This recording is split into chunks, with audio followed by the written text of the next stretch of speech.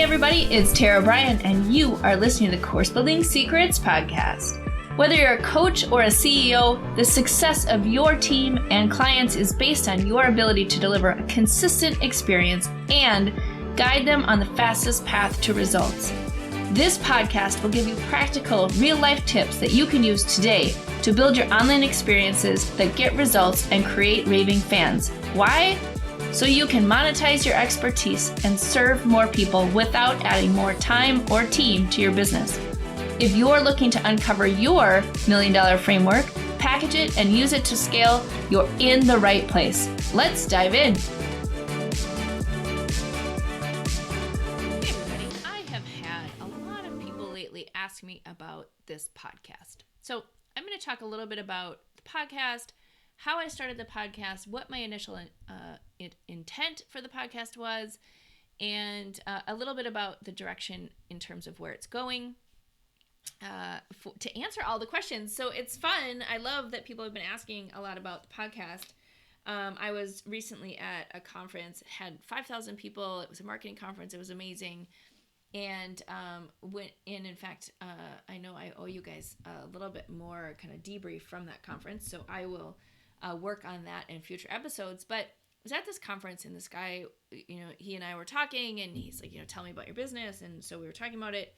And he said, I see your tag says you're a podcaster. What's your podcast? And I said, well, it's Course Building Secrets, of course, right?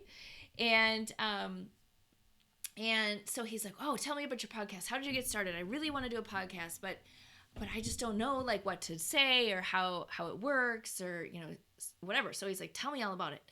So I was talking to him about the podcast and the questions he was asking were super interesting. And so I want to replay part of that conversation that we had.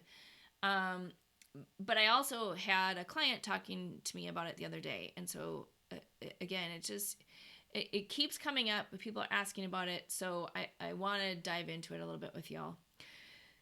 So I started the podcast. So Russell Brunson is one of my mentors, and he said, you've got to publish. You've got to become visible. You've got to have people know you exist. You've got to stand for something and start talking about your thing so people see you as the authority in your space. I'm like, okay, great. Yep, I've been doing that for years. I speak at conferences. I speak at, smaller venues, and people know me in my space as the course experience person. So I'm like, well, I can do that. Like, that makes sense. Like, I'll just publish. And so I went down this rabbit trail of like doing Facebook Lives and putting content out there. And it just never really felt fun and effortless for me. And so because it was a chore, it's just not something that I did consistently. And so I really struggled with that. I was like, well, this is silly. And like, no one is watching it other than my mom and, whatever. And why am I doing this? But Russell said, publish every day. And so I said, okay, well, I'll do this. But what I didn't know at the time, and I think this is one of the biggest keys that I've learned over the last couple of years of doing this, is that in order to publish regularly, there needs to be strategic intent. And what I mean by that is there's got to be an actual reason why you're doing it, and it has to flow into helping people realize who you are, what you specialize in, what you stand for, and how you can help them. So it's not just like getting up and talking. There's a very specific process and model and methodology you follow when you're out gaining authority, right? And so I think that when I first started this journey to publishing, I didn't really understand that, right? It was just like, oh, I just have to be visible and I have to do a reel and I have to do all the pointing and all the things, but I didn't know why I was doing it. I didn't have kind of the reason behind what was happening. But I knew I needed to get out there and start publishing. And for me at the time, it was a huge struggle. And women, you'll know exactly what I'm talking about, ladies. But I couldn't get on video because my hair was never done, right? I have to go get my hair done, and then I would put all my makeup on, and then I would go on video, and it had to be like this big ordeal because I was coming from corporate where everything that we did had to be professionally produced. It had to be, a big dog and pony show for everything that we were doing. And so coming from that world, I really struggled with, oh my gosh, I got to do my hair and I got to do this. I have 3 little kids. I don't have time for that. It seemed, and I didn't know why I was doing it, right? And so I felt like it just was too much. I wasn't enjoying it. And so I started to avoid it. So then I showed up at this conference a couple years ago. And when he said, well, you have to publish, but there are 3 different ways that you can publish. And I thought, okay, I'm interested. What are the 3 ways? And he said, podcast, so people can hear you.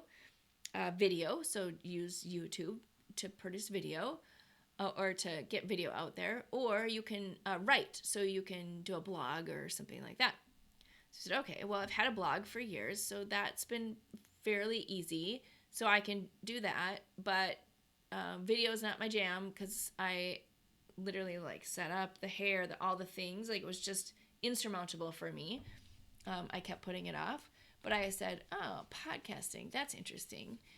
And I immediately said, well, that will work because nobody has to see me. And so that'll be great. And then the next thing was, well, what the heck am I going to say? Nobody wants to listen to me. And here's what's interesting is that if you were to talk to, any of my friends or colleagues, they'd be like, you are never at a lack of something to say. But at the time, and I don't know if you've ever dealt with this, but be it the video camera or a microphone or whatever, it comes to your face like a video camera, you stand in front of it. And then all of a sudden you just go, right? I have nothing to say. I don't know what I'm talking about. I could get up in front of a group of 5,000 people, no problem. But you put me in front of a video camera and I'm like, right? Same thing with a microphone is that I was like, great, I'm going to do podcasting. This is going to be awesome. I don't have to do my hair. And I did my very first episode. I think I did 20 different takes. Right. And it was just talking about my story and who I was and whatever. And I did 20 takes and I was like, oh my gosh, this is not going to work. How am I going to do this? And so what I did is I literally spent probably the first 6 months at least, maybe more, thinking I'm just going to show up and record. I'm not going to have a plan. I'm not going to worry about keywords. I'm not going to worry about who's listening. I'm not gonna worry about any of that. I literally am just going to get in the habit of showing up and recording and talking about what's going on either with my clients or what I'm working on or tips and tricks like I talk about in this podcast. I'm literally just going to do that. And better yet, I'm going to just do it on my own terms. I'm going to do it while I'm running. I'm going to do it while I'm in the car. I'm going to do it while I'm walking around. I'm going to do it in my office. I'm just not even going to worry about the sound production, how, I'm not going to edit it. I'm not going to do any of those things. I'm just going to start recording.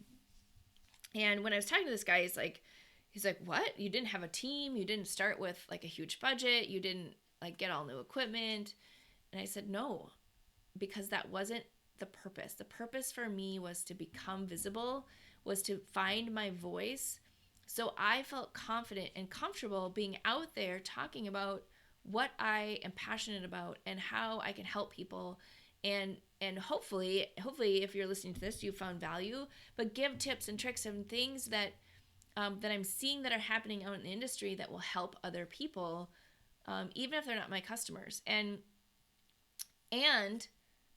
find a way to get out there that felt authentic and true for me.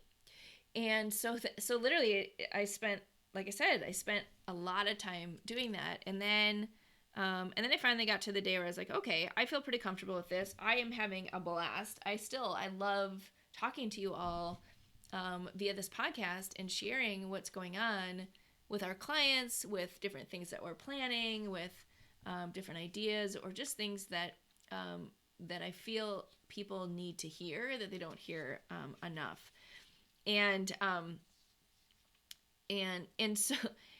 I got to the place where I was like, okay, now I'm going to start actually doing this for real, right? I'm actually going to do all the things I should be doing around podcasting, right? And start to produce it. And so, so again, the other part of the conversation was, okay, well, so what did that look like? What was that transition, and how did you stay true to what you loved doing, which was, just making it simple and easy and helping people without worrying too much about it. And the bottom line is that I really was intentional about it, right? I was really intentional, which sometimes bothers my team, but I was really intentional about, I have to love this. I have to feel like I'm connecting with people, and that first and foremost, that I'm having fun, I'm getting something out of it, because if I don't, then I won't do it. And to me, that is the most important thing, is just being able to be consistent and being able to do it and enjoy it. And hopefully along the way, it helps some people thrive, and it helps get my message out there in a bigger way. And then we looked at it and we said, okay, so that's great. You do your thing. Here's how we can up the production value. Here's how we can, really spend a little bit more time planning and being intentional about what we're doing. So we started doing guest interviews, which was super fun, and I love doing them. By the way, if you'd like to be a guest on the podcast, just reach out and let us know. We would love to have you be a guest on the podcast, which is so fun to hear what other people are doing, how they're growing their businesses, what their struggles are, how they can help other people. I love it. It's so much fun.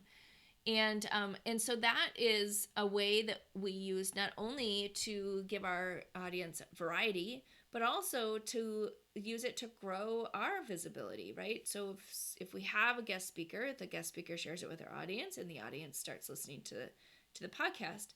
And so it was just a really organic, lovely way to get more visibility and be able to connect with more people, which is what I love.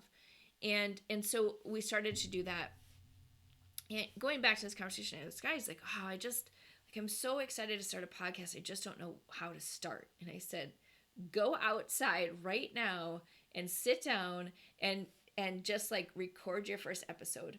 Write some bullet points of what your story is, who you are, and what the podcast could be about, and just record it. Because the reality is that it's just about getting started. It's the hardest part for anything, is to just get started. So my advice to him literally was just go out and record. And like me, it may take you 20 takes. It may take you a year of sort of doing it without telling anybody that you're doing a podcast to kind of get your rhythm with it. But this is episode almost 280 something, and I would not have done the first 270 something episodes if I wouldn't have gotten started.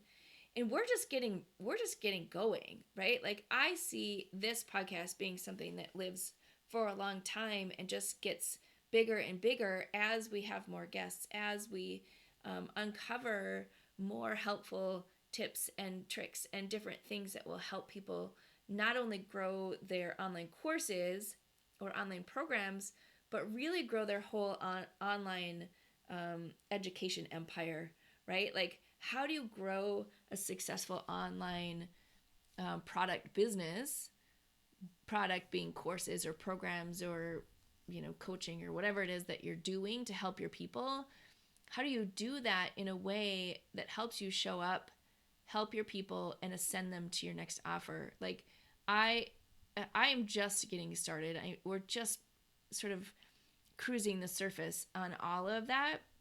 And so I'm excited about more things that we're sharing with you all in this community to help you see behind the scenes, help you see what's working for some people or not working for other people, and how you can avoid those mistakes as we go through this process. So there you go. It's just a little bit of a taste of kind of the conversations that I've been having, but it is one of the easiest ways to gain authority and visibility in your market. Like I said, I was talking to that client the other day, and he's like, well, how do I get out there? How do I get people to be able to see that I am the expert and I have something to offer? And I said, you have to publish. And for him, again, he was like, oh, well, podcasting would be super easy. I'm like, yes, do podcasting if that's what you feel like is easy. Some people think video is easy. Some people think writing is easy. Everybody has a different method that will work for them. But the key is to get started so you have a place to send people, right? Because now if somebody's like, well, tell me, how can I find out more about you? How can I find your stuff and experience kind of what your style is? 100% I say go to the podcast. Go to coursebuildingsecrets.com, binge watch or binge listen to any episodes you're interested in. You'll get a sense for my style. You'll get a sense for how I coach and what I believe in, because this platform provides me the opportunity to share with you what is happening in my world around helping clients, helping customers, and even packaging my own stuff as we're growing and scaling it and looking at what that looks like, what are the trends in the market, in the marketplace, and how, what are we looking at? We are out every single day researching online courses, online programs, creating experiences online, creating an online business, how to market your business, how to sell your business, how to launch your program. We are out doing the research every single day of what's working and what's not working. And so you don't have to bother and you don't have to do that. Most people, this is not in their wheelhouse. This is not their expertise. This is our jam. This is what we do every single day. And so, I've always said that from day one of working in the learning and development industry is our clients, this is not their specialty. This is our specialty. Theirs is to get their expertise out in the world, to get their thing cooking. And we are the ones that are there to help make sure that they're successful. And so there you go. Hopefully this serves you. So if you are interested in starting a podcast, it is not a program that I offer, but let me know, because I would be more than happy to, to talk more about this, kind of the nuts and bolts of, the equipment that I use and how I do it, and what it looks like at the end of the day, to kind of put the pieces together to make all of this tick. So let me know, and I would be happy to talk a little bit more about that. All right, until next time, have a great day. Hey everybody, are you a business owner ready to streamline and scale your business?